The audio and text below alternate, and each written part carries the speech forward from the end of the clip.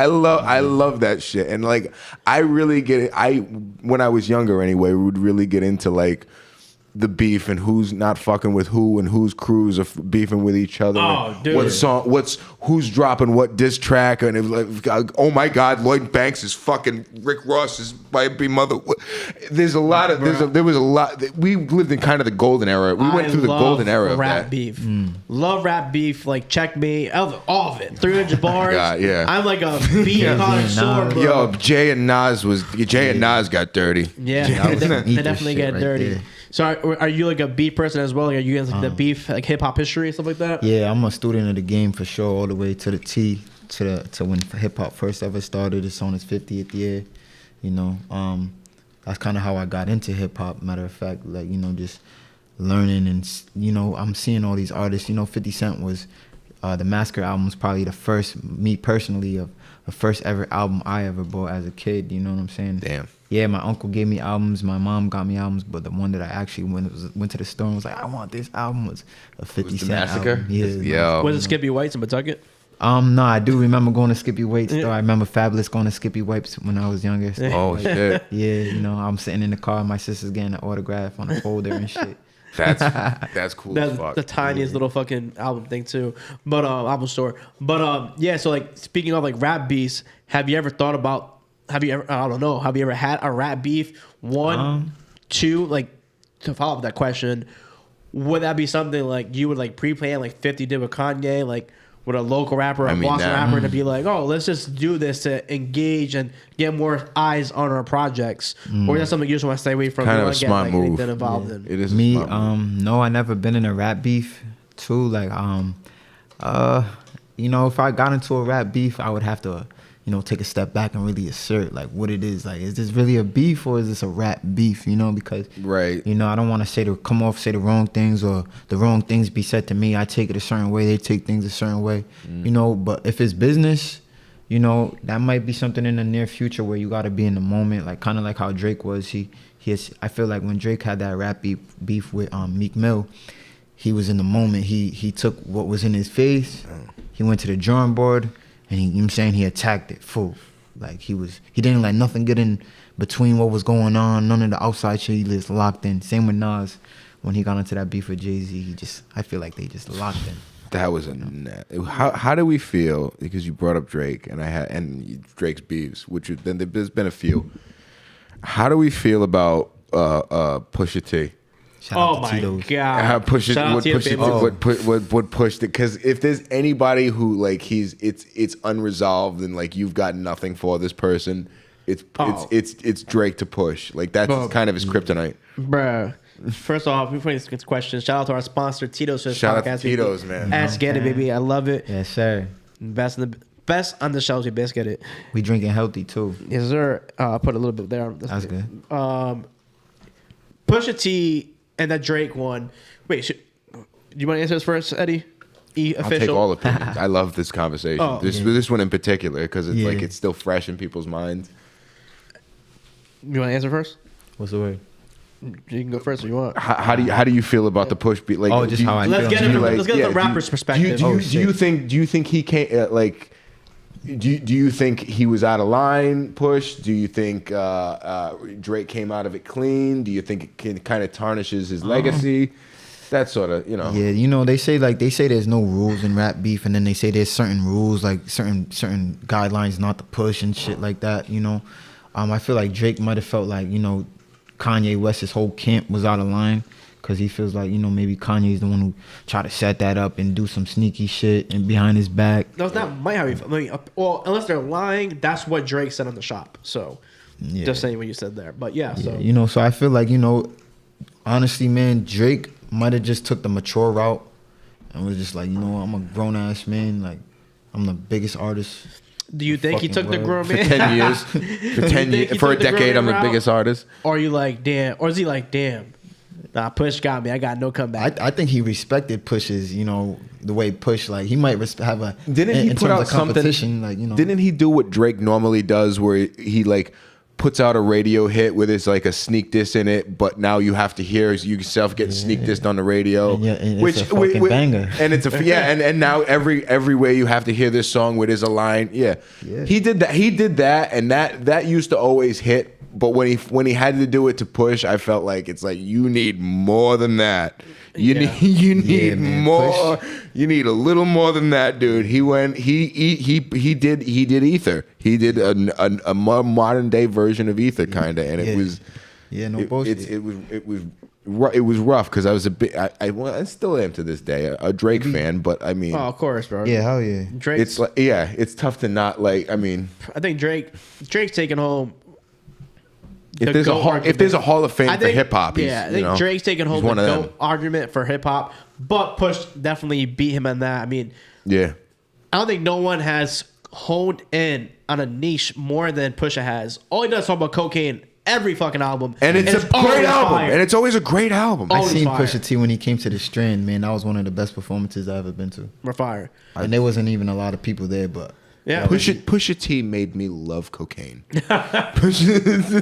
Gotta watch out for guys like him. Yeah, man, it was fire. But yeah, but yeah, do you guys think, in your argument or your opinions, is Drake the GOAT?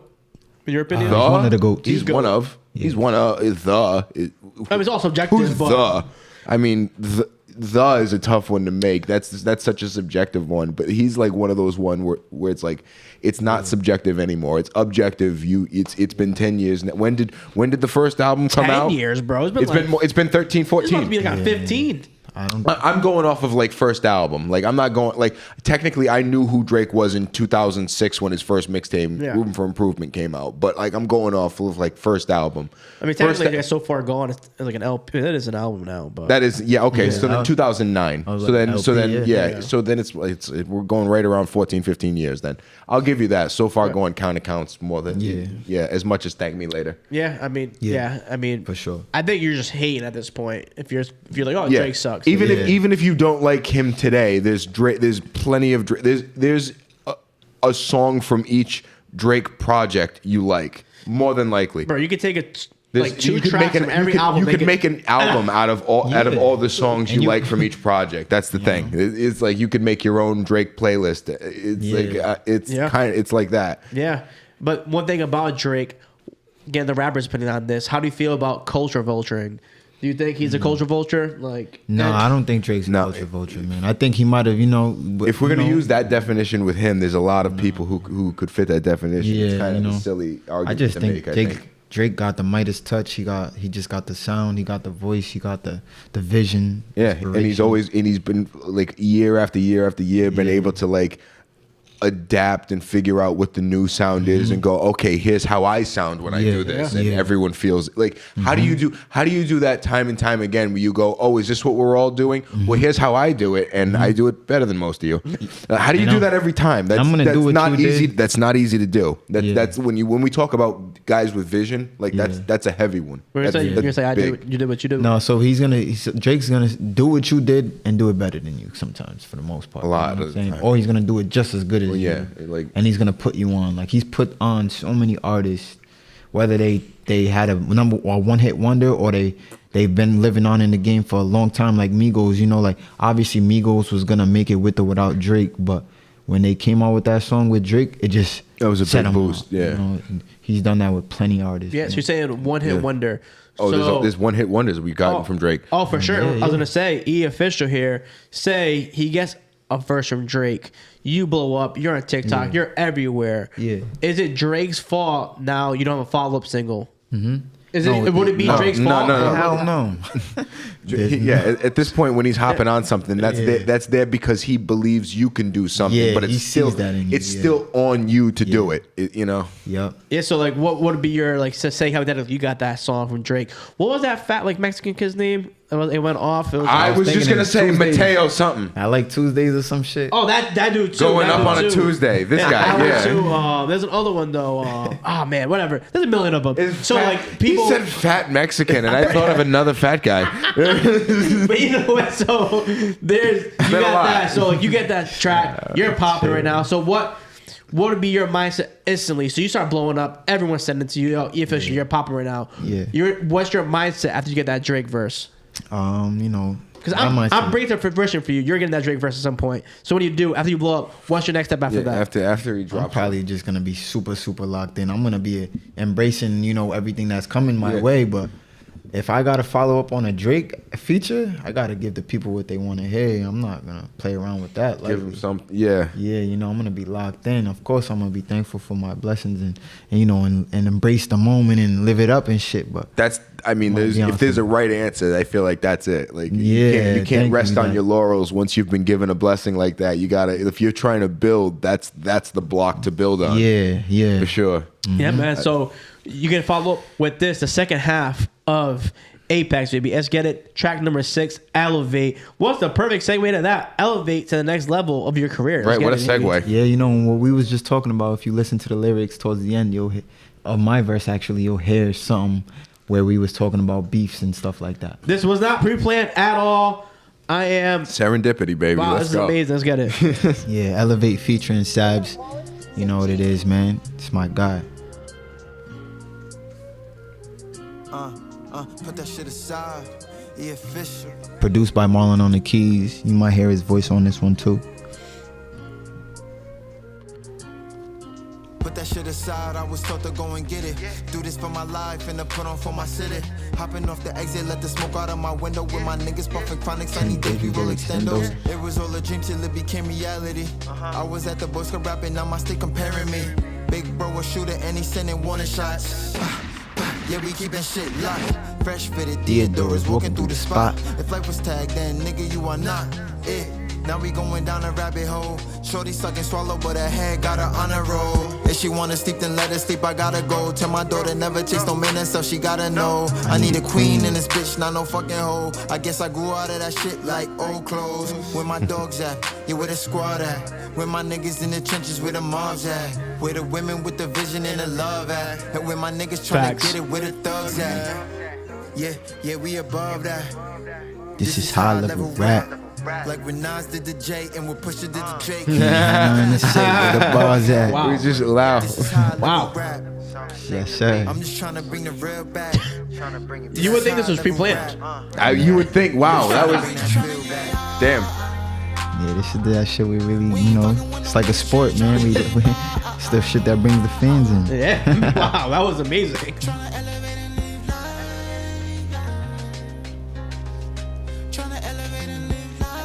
Don Toliver vibes right here. Yeah, man. Wow, yeah.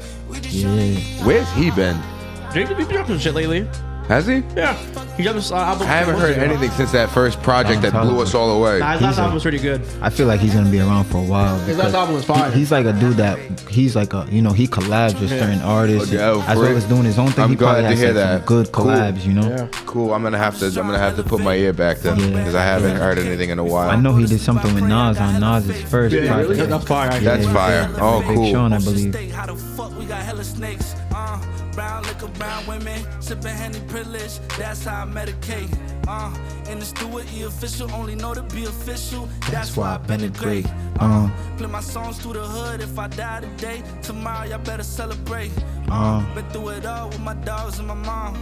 But it's gonna be some better days. Yeah, I'm riding through the hood, windows tinted, got a bad bitch in it, and she asking about my feelings. Sorry, shorty, but I'm only trying to kill it. She understands and respects my realness. Stay silent, but I always been on trill shit, dog. I'm non-violent, but I always gotta kill shit.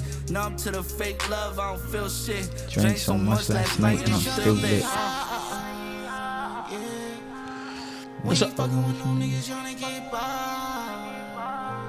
You wouldn't be fucking with me because I cannot rap at all, but I love to listen to rap. So the transition to next questions. Cause I've never been in the studio because I just know that I can't rap. So like, we have two people on this song right here. So when you're rapping, your boy's rapping right here. So like, are you guys? How's like that chemistry in the studio? Are you guys giving each other bars? Are you saying, "Oh, this sounds good right here," or like, "Actually, you know what? Scrap that. You should say this." And then like, if someone says that to you, like so two questions, like three questions. So when you do that, do you feel comfortable correcting Bo or your boy on this track right here? And then like when someone does it to you, do you feel like Do you feel comfortable giving and taking constructive criticism? Like, yeah, exactly. You're I like, take it all day. Get the hell out of here, bro. Like, nah, this is me. Like, don't correct my shit. Yeah, me, I listen all the way, you know, but a lot of times, Yeah. you know, there's a lot of people, and I'm not trying to, like, you know, sound crazy or nothing, but like there's people that they're gonna give you their input, but they don't do it. You know, they don't rap, they don't play the sport that they're saying they're talking a whole lot about. You know, sometimes the ones that's doing it kind of, I'm gonna look at you and I'm gonna listen and I'm gonna take the constructive criticism, but at the same time it's kind of like, you know, I'm the one, I've been like years of experience of trying to build this the craft, like your craft, you're honing your craft. You know, so I have to kind of believe in myself too. You know, so sometimes I'm gonna listen to you and I'm gonna take what you say and I'm gonna work on it and I'm gonna come back to you like, yo, look. And then there's times I might just like listen and be like, nah, man, I'm gonna keep it like this. Yeah, you have to be able to trust your own judgment at some point. Yeah, you know? Make a decision at the end of the day. Big fact. So how's that chemistry in the studio then? So like, is there ever like, do you guys ever get into like a word like battles, or you just is it all like roses in the studio? Because I've never been in the studio before, so I have no idea. Yeah, I feel like it's all a collaborative effort. You know, it's also like a creative effort where like, you know, like a guy like me, when I'm hearing, say we're in a beat and you just put the beat on, right? And we're in the studio and you just put the beat on. A guy like me, I might, you know, it might look like I'm kind of like fading away from you guys and just like doing my own thing. Like this guy's turning quiet and shit, but I'm kind of like walking around, pacing back and forth, or like it looks like I'm talking to myself, but I'm literally like constructing a verse in my head. You know what I'm saying? And I might just sit there and it looks like I'm not doing anything, but you know, you might be like, yo, E, you got anything? And I'll be like, yeah. You know, so like when I'm in the studio with other people and I see, all right, this guy got a verse here, this producer's over here, like still working on the beat, but the beat's still going and I'm still creating a verse. You know, I might be like, I might have an input like, yo, maybe you could do it like this, or they might have an input with me like, oh, maybe you could do it like that. You know, say it a little bit more with a little bit more bass in your voice or a little bit more swag in your voice. You know, oh, you sound kind of flat right now. You know, and another thing, like people might think like we're always in the studio together, but it might be where like one song, like this song in particular, right? We just heard this song, you know, Crazy Story. My guy, shout out to my guy Sydney. He's doing big things right now. He sent me this song by Party Next Door. I don't know the name, but this beat right here is a Party Next Door sample. So I sent it to the producer, my guy Marlinonthekeys, family. Say, yo, can you know what I'm saying, do your thing with this sample right here? Hits me back up, gets me with this beat. I get in the studio, come up with a verse, and I'm kind of like, I got the verse down. I'm like, seems like it needs somebody, you know. I feel like I can hear my guy Sabz on this. Reached out to my guy Sabz, and then he came to me with a verse. Got in the studio, we vibing out, chilling, you know. He laid his verse down, and we recorded something else, you know. So like, it's fire. But is it Sabz from Pawtucket? Yep. The like Colombian kid? Sebastian, yeah. Oh. Yeah, you definitely came across Colombian. that. Wow, that's far. Yeah, I know. That's my guy. That's my sure. guy too. It's cool as shit. Yeah. That's my guy right there.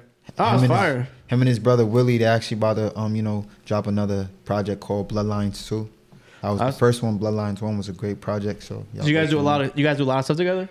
Yeah, me and Sabz, we've been working, you know what I'm saying, being in touch with each other. We got a couple songs that we never released from both sides. So, you know, we're just staying in that zone, that creative space right now. I feel like artists in the big industry, you know, like they have songs that they've never released. They got collabs that they've never released, and you know, it's really, you know, that driving which one is the best one.